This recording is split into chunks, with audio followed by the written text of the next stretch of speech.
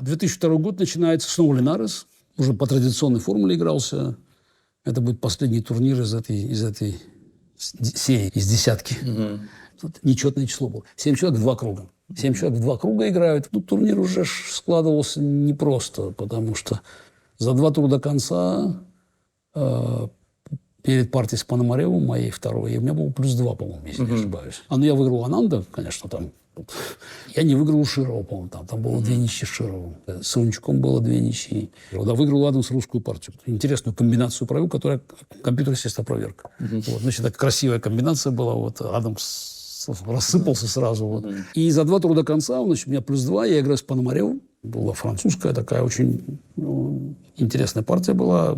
Хорошо играл, да? Он играл хорошо. Я, в общем, решил уже рискнуть, потому что я выпустил перевес большой. Но потом решил, нет, нельзя делать ничего, надо играть на победу. И, в общем, его запутал. Выиграл у Пономарева, да. И в последнем туре играем с Шировым, кстати. Я помню эту партию. Но это как раз вот типичного Широва, что он должен когда-нибудь же выиграть. И я тогда сыграл, по-моему, впервые я сыграл Челябинский, потому что мы начали готовить Челябинский. Вот, значит, вот один из, как говорится, несколько переходов было сделано. Значит, один из этих переходов был, что, значит, в принципе, вот на D4 я стал играть, и в матче с Крамником, вот 2001 год, я стал играть славянскую С6. Вот с Кабалей мы смотрели, как бы, значит, и очень много идей было здесь, в принципе. Я играл достаточно уверенно играл. А на Е4 все-таки, надо было что-то придумывать. И вот на Е4 мы начали уже довольно много смотреть Челябинский. Много. Потом я, кстати, Магнуса там я буду научу какие-то из старых разработок, в принципе, вот, потому что мы очень много смотрели там, самые разные схемы. Я-то как раз белыми-то, в принципе, играл вот здесь вообще или слон b5, или даже конь c3 играл. Очень много мы смотрели перед матчем с Крамником. Вот, Е5, слон c4, соответственно, то есть избегать конь f6, слон b5. То есть я избегал этого. То есть постоянно, я говорю, вот идеи там регулярно какие-то были. А Шировым, я помню, просто, значит, мы сыграли, он был очень удивлен, потому что, в принципе, как это Челябинский здесь, значит, да. Вот, значит, слон g5, a6, конь a3, b5, значит, слон f6, gf, конь d5, f5, и он пошел слон b5 пошел. Это его же это разработка. Да, он слон b5, как бы... Нет, его же, да, он с Латье так играл. В общем, да, он слон b5, я как раз рассчитывал на это. Я и слон g7 готовил, на самом деле много готовили. Причем он-то явно, как говорится, вот видно было, что он уже там проиграл там что-то 13 партий. Там, значит, вот сколько, оно, да, вот оно, вот сейчас-то оно, наконец, вот сейчас что-то оно случится. Вот, слон b5, а конь b5, значит, я пошел здесь на ладья a4, b4, да, вот это, ладья a4, b4, вот это шировская, вот это их, это Витолин, что ли. Разработка, да. Ладья ферзь h4, рокировка, ладья g8, вот, я помню, да, вот. Значит, здесь идея такая, что после c3 черный ходит f4, ферзь d4, ладья g2, вечный шах дает. Вот, как бы, меня устраивал, ничья, тут, в принципе, я уже гарантировал себе первое место. Вот, и Широв тут страшно гордый, быстро пошел в 4. Я подумал, боюсь, что, конечно, горе такая позиция, такая шировская позиция. Как поплохело мне сначала. Вот. Потом взял себя в руки. Думал, хорошо, c3. Значит, у него шах на c7 грозит. Одна угроза есть. Надо от него защититься. А вообще-то у меня фигура лишняя. Вообще-то лишняя фигура, между прочим. Знаешь, как вот ты сейчас спокойно начинаешь думать. Лишняя фигура, пошел король d8. И что-то вот Широв как-то вот c3 он пошел, по-моему, довольно быстро, еще ладья a6. И, в общем, выясняется, что, в принципе, фигура-то лишняя. И вообще-то у черных тоже есть угроза, между прочим. Да? Он начал, он, по-моему, a4 здесь сыграл. Да. Но он уже начал... Здесь, по-моему, ничья еще, белые как-то ничью конь c7 делали, по-моему, здесь как-то каким-то ходом. Я не помню. Конь dc7, что ли? Какая-то, не помню я какая-то. Да, конь bc7. Конь bc7. Да, какая-то ничья у белых еще была здесь. Вот. Но он там что-то, опять, он, видимо, не понял, что фигура лишняя. Вот. Fe, что ли, пошел здесь. Да. F5. Ну, очень красиво позиционно сыграл. Я пошел слон b7, помните, это просто, да. Я тут думаю, что вообще-то у меня фигура еще атака. Слон за пешку, плюс у меня еще атака. Вот, как бы. Что там? Ладья А2. Ладья А2 начал защищаться. Е3, не Е3. Е3, да. Е3, конечно, слона даже надо открыть. Слона надо открыть того еще. Конь Е3, да? Да. Конь Е3, Ферзь Е4. ферзь Е4. Ну, как красиво, а черный тут. Ладья Е1. Ладья Е1, Конь Б4. конь Б4. Ну, тут в конце концов. ЦБ, ЦБ слон H6, слон H6. Но у нас же, же слоны. Всё как полагается, да. Король H1. Слон Е3. Ферзь Е2. Ну, это уже все. Тут ладья С6. Ладья, был еще ладья С6. Еще добавили, еще, чтобы совсем стало приятно. Все фигуры играют. Просто одна из них лишняя, повторяю. Опять ферзь Б4. Да, ну. Ферзь Е3. Конь Д6, ладья Д6. Ферзь Ферзь Е3. Е3, ферзь Д4 сдался. Ну да. Там была куча каких-то еще было комбинаций, но мне без комбинаций можно спокойно, знаешь, без дураков. Почему я говорю, всегда с Широм всегда интересные партии. Вот, всегда Да. играть было... Ну, молодец тоже, не сушил хотя бы. Ну, все, слон Б5, да. Начинается вот этот процесс, вот, который приведет к Пражскому соглашению. В чем смысл этих соглашений? По сути, смысл смысл- объединить шахматный мир. Ну, смысл на самом деле был как бы упорядочить вообще вопрос розыгрыша, потому что я считал и продолжаю считать, что все-таки ФИДЕ с 1948 года стал организатором, но для того, чтобы ФИДЕ получила как бы легальные права, как бы формировать турниры чемпионата мира и провозглашать чемпиона мира, необходимо было все-таки согласие тех, кто это звание получил по исторической традиции.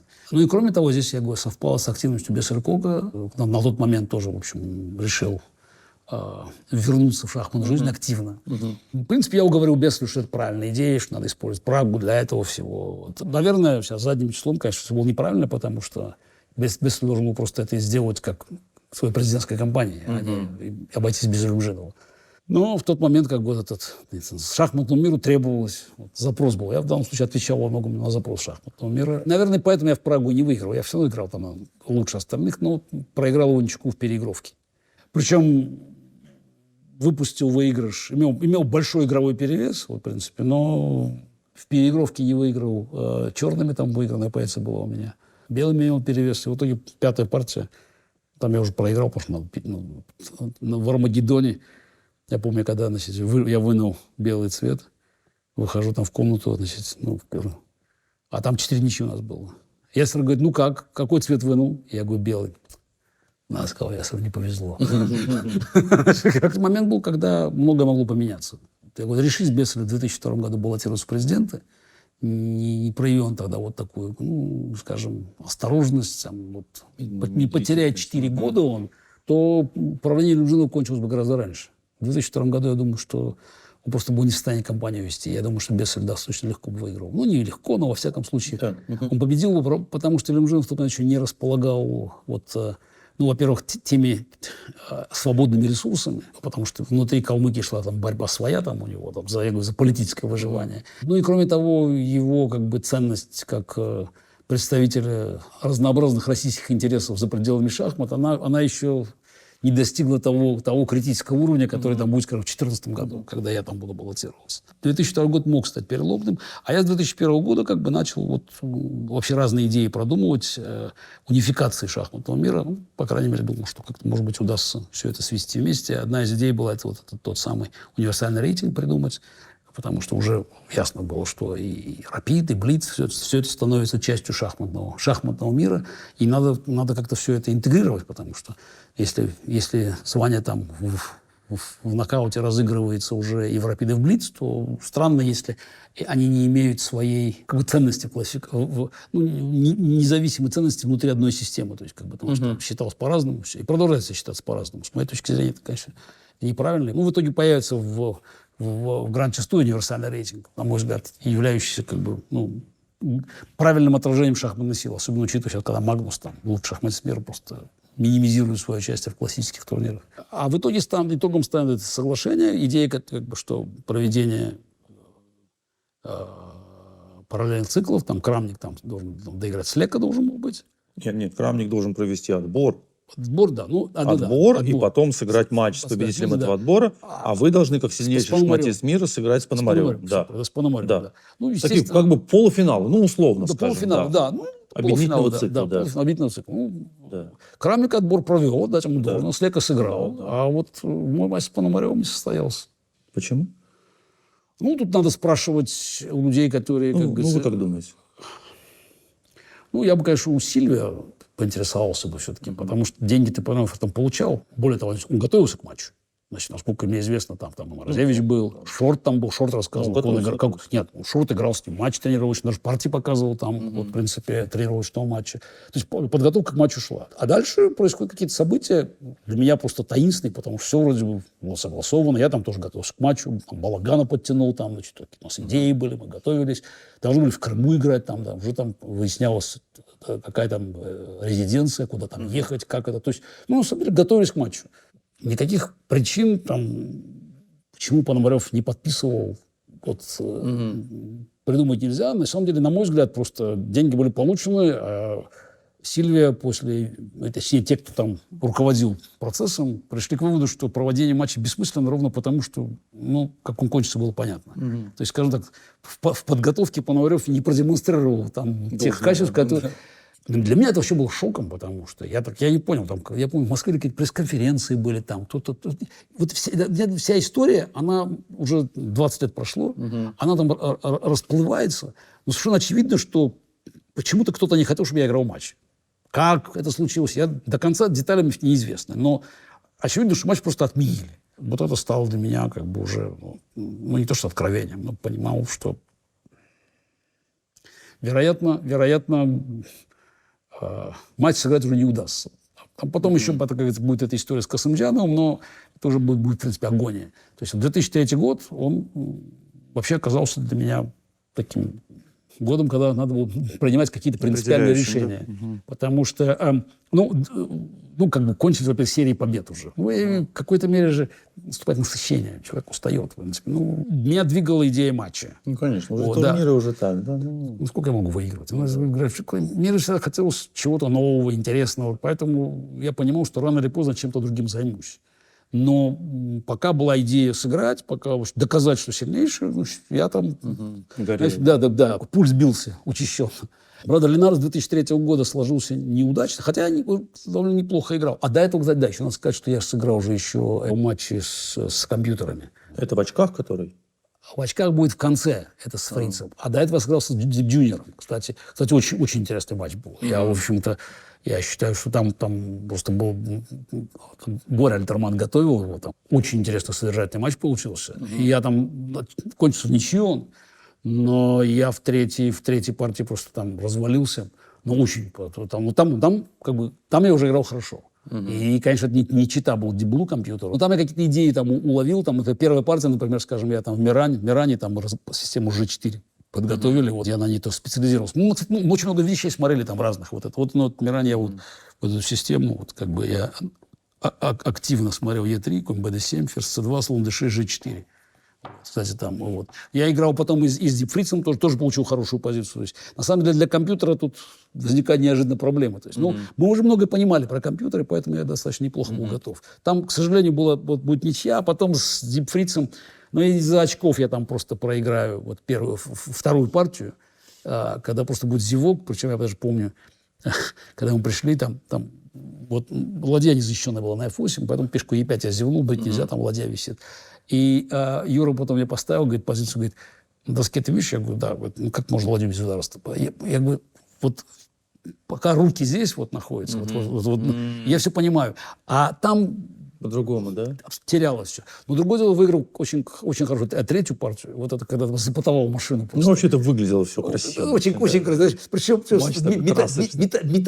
методично. Вот, очень хорошо выиграл партию. Машина, причем долго не понимал, машина не понимала, что происходит. Я сразу опять хороший комментарий сказал. Говорит, компьютер играет как второразрядник, не делающий зевков.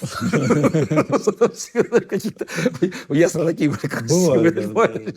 Второразрядники, делающие зевков. С Джуниором там тоже, я говорю, все партии вот были содержательные. То есть 2 матча сыграл в ничью, но я уже понимал, что это на самом деле как бы, это конец уже как бы вот длинного пути, потому что, да, я играл вроде хорошо, и там, но тем не менее все равно человек не в состоянии нормально уже с ним бороться.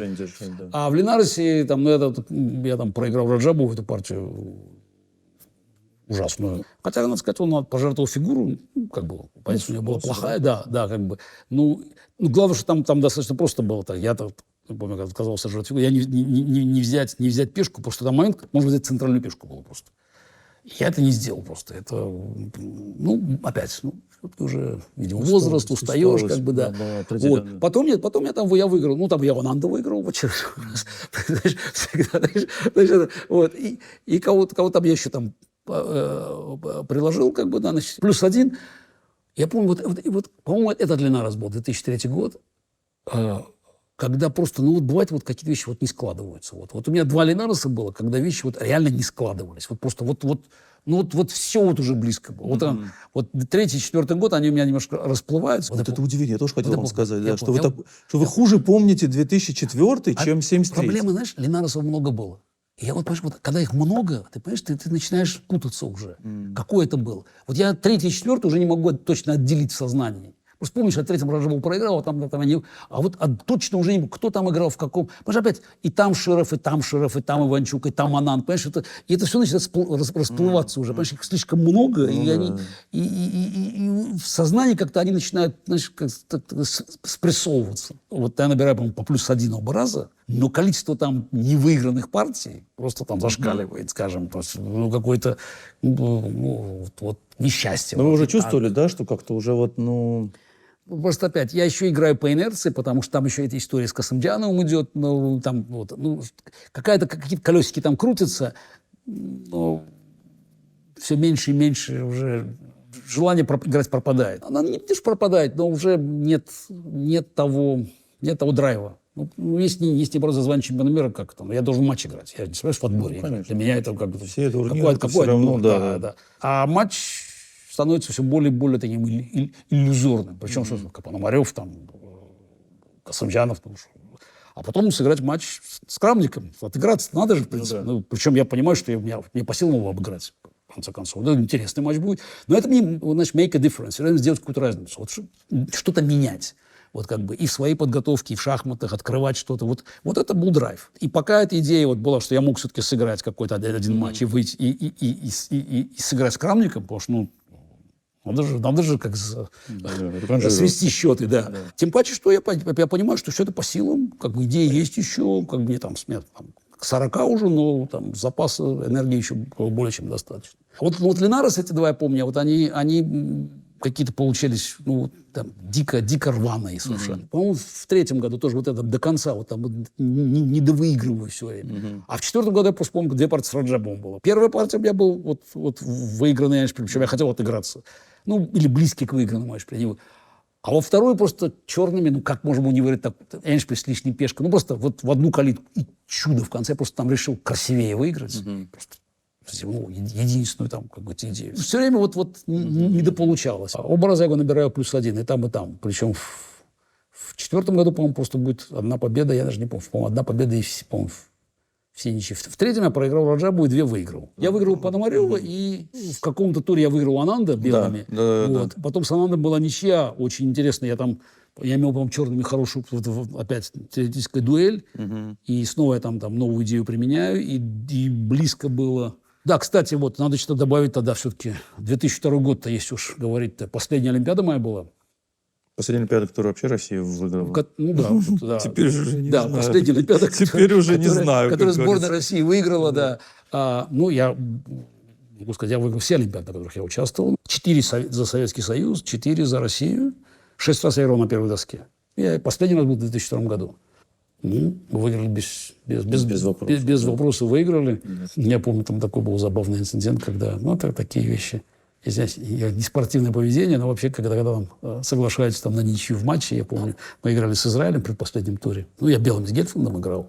Значит, там тоже подготовились в русской партии что-то. Вот я уже инициативу захватил тут сейчас значит, уже. А матч складывался не очень хорошо у нас. Я помню, значит, на 3-й доске Халифман с Сутовским стоит, как-то белыми что-то ему не нравится. Там. На 4-м Морозевич с Аурхом вообще, по-моему, какая-то позиция. Ну, да, и у Смирина тоже с Грищуком на 2-й тоже как-то... В общем, всем ничего не нравится. И, по-моему, Халифман подходит, ну, вообще надо, может быть, как-то закончить все это, значит, потому что, вот, как бы... Пора уже. Да, ну, во-первых, мы становимся чемпионами сразу, ну, и всем явно не нравятся свои позиции. Ну, не жалко как-то, да. С другой стороны, команда... У меня там было, что получается? У меня было плюс 5. Плюс 5 у меня было. Ну, я там борюсь за какой-то результат еще же там на первой доске, значит, плюс еще там, значит, за общий командный, ну, как за перформанс еще. Ну, все-таки я как бы ответственный, как капитан команды, получается, ну, номинально, да. Я сажусь тогда за доску, смотрю на Борю, я говорю, предлагаю ничью. Боря вскинулся. В матче, сказал. Дальше происходит такая очень живописная сцена, потому что Боря встает, те страшно возмущаются, но Боря задавил желание играть, не было. Потом кто-то там жаловался, там, я не знаю, кто-то из конкурентов, что за безобразие, потому что достаточно очевидно было, что происходит. Но что интересно оказалось, что благодаря вот этой ничьей я не попал в зачет на первой доске. Почему? А потому что там по количеству очков, там первое место парень из Зимбабве взял. Который там все. Ну, Да. Но это часто бывает. Да, я не попал. Но очень важно, чем страшно его расстроил, потому что я бы тогда оказался там вторым или третьим, и он бы стоял на пьедестале. А так я всего-навсего выиграл перформанс. Потом я ставил один. Не попал. Так вот, я говорю, Линарес, 3-4 год, вот 2 Линарес, когда действительно вот как бы все против меня было. В 3-м году, значит, мы, действительно, большая подготовка была летом. Хорошо, в принципе, сыграл командам первенства Европы. Матч 4-4, причем там прекрасные партии выигрывал. В 2002 году, правда, значит, если во второй год вернуться еще, там был турнир какой-то ФИДЕ, когда там уже как бы, примирение наступило. Я сыграл в турнире ФИДЕ в Москве. Я его выиграл. В четвертьфинале с Грищуком был тяжелый матч. Я выиграл. В полуфинале Халифмана. А в финале Раджабу. Раджабу достаточно легко я обыграл в финале. А потом был матч, худший мой перформанс был в «Рапиде», в России сборной мира. Да, кстати. Просто минус 2. И Крамник ужасно. Ну, Крамник, в общем, минус 2 набрать, действительно, как-то вот опять тут не складывалось. Как-то вот просто... Полгода проиграл еще. Проиграл Полгорода, единственную партию, да. Она страшно горда. Все вспоминают. У нее там у нее дома даже висит просто полотно. Причем я Берлин сыграл. Надо же сыграть. Сыграть Челябинский просто. Значит, нечего было Берлин играть. И просто мы с ней играли, я помню. Знаешь, на самом деле, я думаю, что она была у нас в 2001, что ли, году. Кажется, мы с ней играли тренировочные партии. Ну, как блиц играли. Я играл с ней регулярно вот эти Берлины. Она очень плохо играла, поэтому надо сыграть. Но она подготовилась и, в общем... Берлин все-таки не мой дебют, как бы, не для меня дебют, черными. Да, еще, кстати, с Пономаревым прекрасную партию мог выиграть. Там. Вот момент, когда считал, понимаю, что вариант выигрывает, но не могу досчитать до конца. Кстати, вот если говорить про варианты досчитать до конца, это история 96 года. Мы, по-моему, ее проскочили в Лас-Пальмасе. Я когда играл с Анандом в 4-м туре. Я даже могу вспомнить, значит, Ананд же там тоже...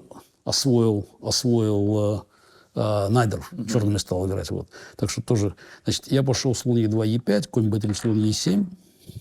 Значит, рокировка. Король H1. Это тоже мы начали с Юрой анализировать. Систему Б5, А4. Слон Б7, конь Д5. Вот это такая идея была. Значит, как бы здесь...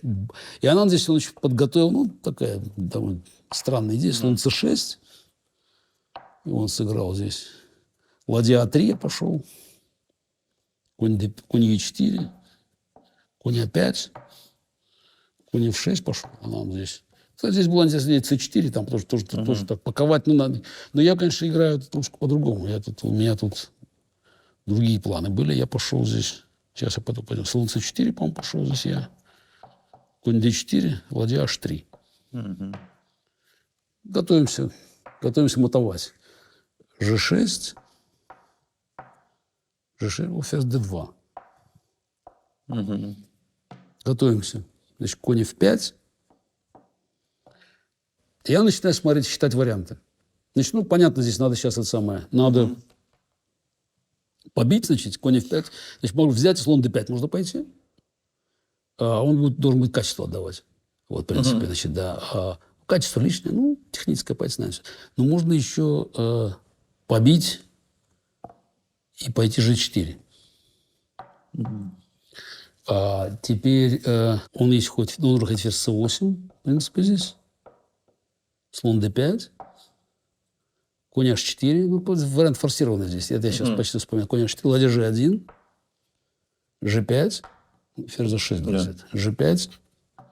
Если ферзь уходит, то G5 сам я хожу. Не может. G5. Ладья H4, G5, слон G7, G6. Ладья G6 там выигрывают белые просто. Там просто будет матовая атака.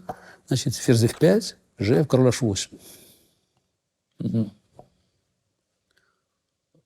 Вот я до этого досчитал. Ну, я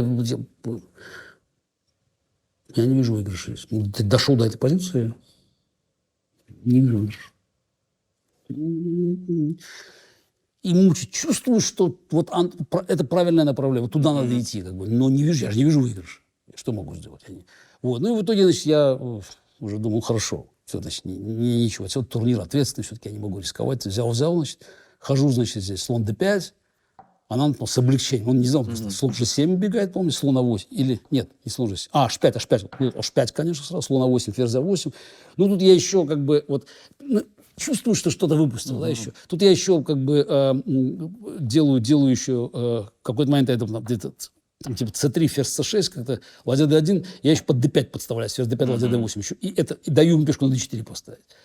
Ну, в общем, осадок остался, да, как бы. Долго играли, я там пытался выиграть, но Ананд очень хорошо защищался.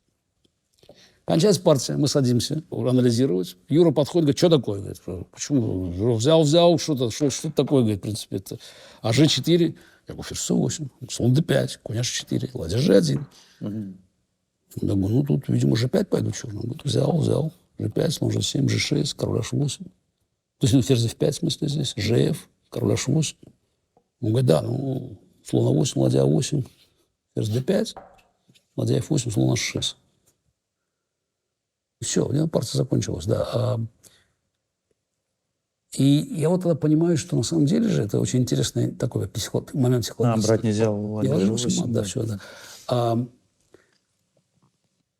Все, что мне нужно было в тот момент, вот это вопрос о подсказке, что выигрывает. Все, я бы нашел, естественно. Я же не знаю, выигрывает или не выигрывает. Это же не задание там, значит, в этом и сложность. Да. То есть все, что надо было, просто не надо подсказывать ничего.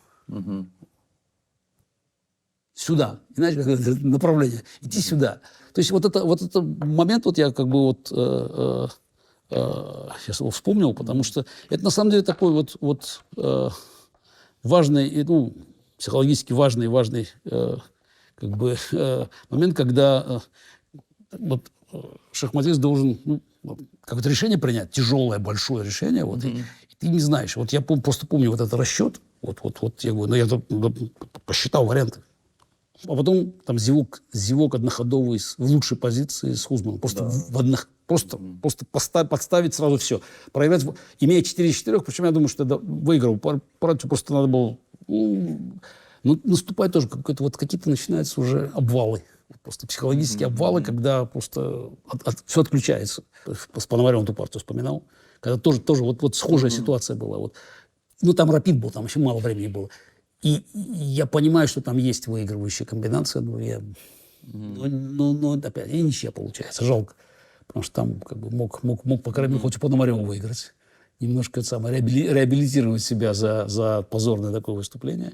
Ну, кстати, потом будет Олимпиада. Потом я на Олимпиаде реабилитируюсь. Значит, наберу свои там, +6 и все-таки обеспечу золото команде. 2003 год, эти матчи были. 2004 год. После Линареса был Рейкьявик очередной. Там я играл плохо. Вот. Ну, выиграл. Кстати, последняя моя какая-то победа была. Сутовский там ко мне приставал и говорил, что... Когда вы там что-то последний раз выигрывал? Я говорю, не помню. Когда уже выигрывал, там давно это все было, играл так себе. А там самое знаковое событие в Рейкьявике было, что там с Магнусом сыграл. Там, это был рапид. Сначала был блиц. Да, 16 человек нас было. Мы играли в блиц. А потом, соответственно, первый играл с последним, второй с предпоследним и так далее. Я там набрал, по-моему, очков 12, что ли, в блиц. И занял второе место. Там какой-то Аронян играл там просто. Новая звезда. Причем у нас, я там, выигрывал кучу партий просто, значит, да, остается там до конца там 3 тура. Я говорю, Юр, он говорит, ты знаешь, ты там делишь первый... С кем я делю первый? Вот, и так потом я ему проиграл. Я там играем, причем я какую-то там новинку нашу в Немцовиче применил. Вот. И надо ничего было делать. Ну, я как, ничего, что было. И в итоге я проиграл ему, значит. Но я там все равно, там, может быть, даже 12,5 набрал. Что-то я набрал очень много очков просто, реально, может быть, 13, я не знаю. Но он набрал на очко больше. Значит, он взял первое место, я второе. А Магнус я обыграл в Блиц, кстати. Но Магнус занял предпоследнее место. И мы играем в первом круге. Вот. В быстрой, да, Рапид. Да, Магнусу неприятно все как-то, знаете, как бы вот... он там... Только там входит в большие шахматы. Вот. Там был Кембридж Спрингс, я там неудачно, я в какой-то момент просто не очень удачно сыграл и получил проигранную позицию. Ну, начал сопротивляться сильно. Ну, мне все-таки еще не хватило. Техники не хватило, чтобы выиграть. Вторую я уже там заправил. Там, он там еще страничку со мной сыграл. Без он Карпова обыграл, да, такой. Ну да, но тут... Мини-сенсация до сих пор это все это возбуждает. Потом я выиграл у Тимона. Вот. Потом совершенно плохой матч я выиграл. Ну, как, в общем, тяжелый. У Нильсона, который, как Юрий, PH Нильсон, Питер Хайне. И финал у Шорта совершенно безнадежную позицию, первую партию, черными. Хотел сдаться уже, но тут усилием воли заставил себя продолжить борьбу. Усилием воли заставил себя выиграть. Да, продолжить борьбу. И потом вот этот матч с Касымджановым начинает вырисовываться, потому что он там выигрывает эту... Что там? В Ливии, там, где там... Да, в четвертом году. В Триполи, да, в 2004 году. Какие-то там возникают иллюзии, но... В общем... Начинаю понимать, что не то уже... И снова играл в командном первенстве. Я очень плохо играл. Единственное, что у Широва выиграл. Ну, там ухитрился там кому-то... Кому я? Рублевскому проиграл. Ну, там, на самом деле, не имело значения, потому что я играл без всякого, как говорится, интереса, огонька. Потом зажегся, как бы, единственное, что, когда вот первенство России появилось, вот там еще Карпов должен был. Первый суперфинал чемпионата России. Карпов, Крамник. Ну, я думаю, вот сейчас подготовился. Ну, ни Карпова, ни Крамника там не оказалось. Не оказалось. Но, правда, по инерции еще там все-таки... Плюс 5, первое место. Да. Ну, причем там хорошие партии были. Там в первом туре я у Бареева выиграл, потом какие-то 3 ничьи было, какие-то такие были ничьи. А потом выиграл 4 штуки подряд. Выиграл у Дреева очень тяжелую, такую длинную такую партию. Вот. Потом Сушковскую проигранную бойцу выиграл. Потом у Пети выиграл. И еще Тимофеева там до кучи. Морозевич не обыграл, имел выигранную позицию. Очень тоже интересная партия была. Вообще содержательная была. А потом с Грищуком спасся. Но уже первое место взял. Уже вот там вот та сцена, о которой я уже говорил, что приходит мой там 8-летний сын, и я вдруг понимаю, что, ну, пожалуй, все уже. Никаких там матчей не будет. А что мне дальше делать? В чем смысл? Надо чем-то заниматься более интересным, куда приложить куда-то свою энергию. Потому что, ну, понятно, что шахматы там всякие, там, Каспаров сейчас Foundation, мы уже начали уже процесс, проект в Америке уже там, значит, ну, много каких-то еще других вещей с шахматами связанных. Да, ну, мои великие предшественники, там, мы с Плесецким пишем там активно. Но это одна история, а профессионально играть, ну, в чем смысл? Потому что требуется огромное напряжение. Я уже понимаю, надо больше уже времени, компьютеры, там все, ну... А зачем? Никто мне матч сыграть не даст. Ну, Линарес контракт подписан, надо сыграть. Но я, правда, никому... Мама только знала, Юрий ничего не сказал, чтобы просто он не сильно расстраивался. Он узнал перед последним туром, когда я ему сказал перед последним туром, что... Это последний турнир, да? Как бы, да, это, знаешь, это как бы на этом все завершается, как бы, да. Он был в шоке был. Линарес я хотел просто выиграть, завершить красиво. Получилось, может, не лучшим образом, вот, но, тем не менее, все равно турнир неплохо играл. То есть такая вот. Хотя вот этот, ну, ощущение странное такое было. Вот. Ну, там было несколько хороших партий. Вот. Ну, вот можно посмотреть под партию с Адамсом тогда просто как бы для завершения, потому что это как раз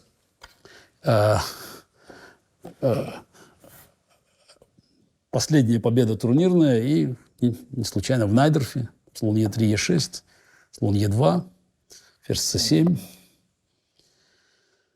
Ферзь D2, B5, A3, A3, слон B7, F3, конь C6. Конь C6 важный ход. Это вот идея была новая. 3-0. 3-0. B4, да? B4. Вот эту идею мы придумали. А быком B4. Да. Вот. G4, да? G4, да. Конь D7, да? Или слон E7? Слон E7. Слон E7, G5. Конь D7. Конь D7. H4. H4. Рокировка. Конь C5. Конь C5 пока. Конь C5, да. Конь C5 пока. Король B1, ладья B8. Готовимся тоже. Засаду встал. Да. Как H5. Да, H5. Рокировку здесь. Пожалуйста. Как с Мовсисяном. Да, просто глухой G6, да, G6, слонов 6. Да. Вот это DG1. Вот в этот момент, как бы, ну, Микки считал, он тоже у меня же ни одной партии не выиграл в классику. Я ему сеанс проиграл, когда он там маленький был еще, там, в 88 году. Вот. А так это самое. А в классике у него всегда были проблемы. Вот это DG1. Вот. Но здесь я сделал, конечно, вот ход, которым гордиться можно. Да. На самом деле, понятно, что рано или поздно белые прорвутся. Но, с другой стороны, здесь же тоже что-то должно происходить. Вот. И, значит, ну, надо сделать ход, подготовиться. Слона 8. Он был шокирован, потому происходящим, что... да? Нет, ну потому что как-то... Ну все, ну как-то сейчас же должны же белый мат поставить. Ну, мат не ставится, а это тоже... Это тоже реально все. Значит, ну, партия продолжается 5 или 6 ходов. Да? Просто да, потому что как бы он впадает просто... Слон же 5 пошел здесь. Да. Слон Е5. Не меняемся. Нет, ну, естественно, конечно, слон Е5. Вот. Ну, дальше GH, там плохо ход был сделан уже. Ну, но он не знал, что делать. Здесь еще белые еще спасаются, по-моему, здесь. По-моему, может быть, слон F4. Ну F4 типа единственная альтернатива. F4, да? Да. Ну вот мне казалось, что после этого какая-то ничья должна получаться. Там какие-то безумные осложнения, но будет ничья. Да, ну вроде как надо это тут... Ну да. А F4 там конь E4, да, по-моему, здесь? Конь BD3. Или, конь BD3 еще есть. Конь BD3, еще такой ход есть. В общем, тут... Хватает всего здесь. Да. В общем, весело. Вот. Но, у него просто здесь голова поехала просто. Я просто помню, когда Влада даже один, он был очень доволен. Просто. Да, я подумал, пошел слон 8. И коллапс. Просто коллапс, да. Да, слон G5, слон E5, ну, GH, король H7, ну, тут король тут... Причем важно, обычно же черный оставляет пешку тут, а тут... Да. Значит, а я просто забил, а что, какая проблема? Зачем отдавать ему лишнюю? Так, оказывается, что ничего. Да, все. Теперь уже... B3, да. Ну, конь B3, конь C2 теперь. Да. Просто. Тут все кончается очень быстро. Вот. Конь C5. Конь C5, конь C5, конь А3 шах. Конь А3 шах сначала. Да, конь А3 шах.